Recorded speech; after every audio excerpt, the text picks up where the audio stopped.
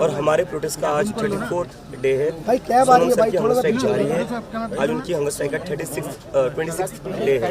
तो जब तक हमारी डिमांड्स पूरी नहीं होती तब तक हमारा प्रोटेस्ट जारी रहेगा। But we are requesting Sonam sir to end his hunger strike because we can not afford to lose his right. Abhijit, ये 2 दिनों से लगातार जंतर मंतर के बाहर कुछ सड़कों पे हंगामा हो रहा है, बर्दाश्त हो रहे हैं। आप भी लगातार अपील कर रहे हैं कि ऐसे चीजें ना करें। कौन से लोग हैं? ये बाहर से लोग भेजे जा रहे जानबूझकर प्रोटेस्ट को खराब करने के लिए।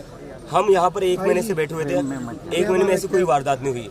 लेकिन अब क्या हो रहा है, जैसे ये प्रोटेस्ट बड़ा हो गया है तो ये बाहर से गुंडे भेजे जा रहे हैं बीजेपी द्वारा जानबूझकर लोगों को उकसाने के लिए। और यही लोग हैं जो पथराव कर रहे हैं बीजेपी के। पुलिस यहाँ पर पत्थरों के ट्रक लाकर रखती है, बीजेपी के गुंडे आते हैं, वो पत्थरबाजी करते हैं और फिर कॉकरोच जनता पार्टी के लोगों को बदनाम करते हैं। Abhijit ji, what about the discussion? The central cabinet ministers are saying door is open for you. Jantar मंतर's door is also open. Abhijit Dipke जी, तुमची आता भूमिका काय नक्की नेमकी? तुम्ही आंदोलनावरती ठाम आहात, परंतु चर्चेसाठी तुम्हाला बोलवण्यात आलेलं आहे. चर्चेसाठी तुम्ही जाणार की सरकार इकडे चर्चेसाठी? आम्ही मागच्या वेळेस सरकारकडे गेलो होतो चर्चेसाठी, पण सरकारने 5 तास बसून ठेवलं. 5 तासात ते फक्त 10 मिनिटं बोलले.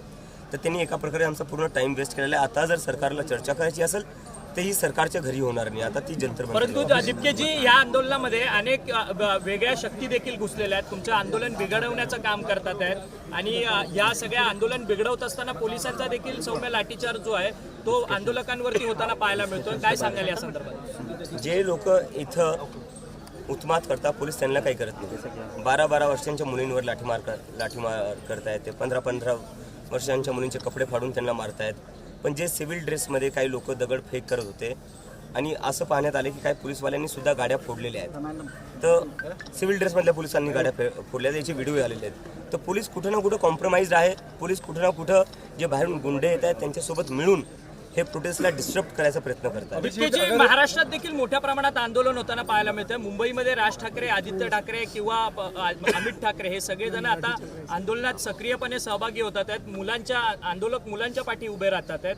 आज प्रकाश आंबेडकरांनी महाराष्ट्र बंदची हाक दिली आहे, तर परवा पुन्हा एकदा दोन्ही ठाकरे बंधू एकत्रितरित्या आंदोलन करतायत. कशा पद्धतीने या सगळ्या आंदोलनाला बघताय आणि तुमचा जाहीर पाठिंबा काय तुमचा मेसेज आहे? माझा मेसेज हा जो तुम्ही आधीच म्हणत होतो की आता वेळ आलेली आहे.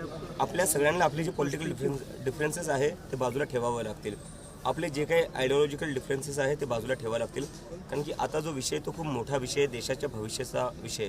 जर आज आपण एकत्र येऊन आवाज नाही उठवली किंवा आंदोलन नाही केलं तर ह्या देशात वाचवण्यासारखं काही राहणार नाही. मुलांचं भविष्य वाचवण्यासारखं. मुख्यमंत्री देवेंद्र फडणवीस म्हणतात की मुलांच्या खांद्यावरती बंदूक ठेवून हा सगळा आंदोलनाचा प्रकार सुरू आहे आणि फेसलेस आंदोलन आहे, अशा पद्धतीची टीका करतात ते. मुख्यमंत्री फडणवीसांना माझी एकच विनंती आहे, तुमच्या घराच्या 500 मीटरवर आकांक्षा चतुर्वेदीने आत्महत्या केली होती. पहिले तिच्या घरी जा साहेब, तिच्या घरी जाऊन भेटा. तिचे आईवडील आजही म्हणतायत की आमच्याकडे सरकारचं कोणीच नाही आलेलं आहे. तर तुम्ही तुमचं काम आधी नीट करा, नंतर दुसऱ्यांना ज्ञान द्या.